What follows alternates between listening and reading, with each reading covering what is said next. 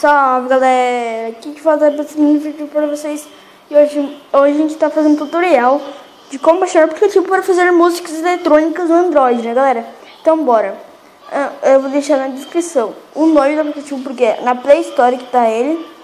É o EDM Club. Aqui ó, vou iniciar ele aqui. Tá iniciando aqui.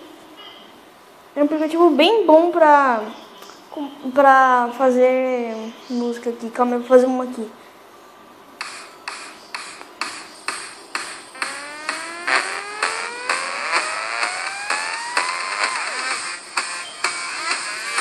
Isso aí é bom pra entrada na música, galera.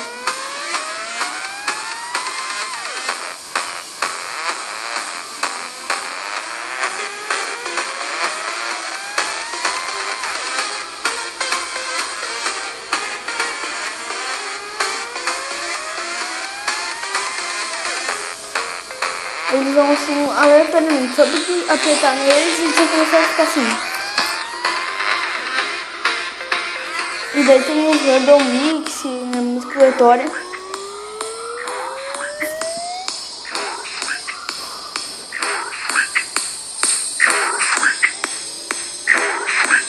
Músicas aleatórias.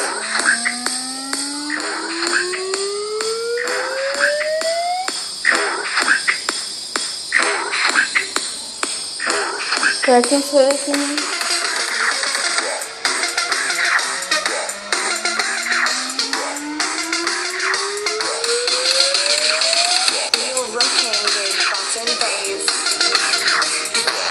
É bem bom esse aplicativo para fazer eletrônicos aqui. Eu não vou postar hoje. Hoje é dia, deixa eu ver aqui. Hoje é dia 13, galera.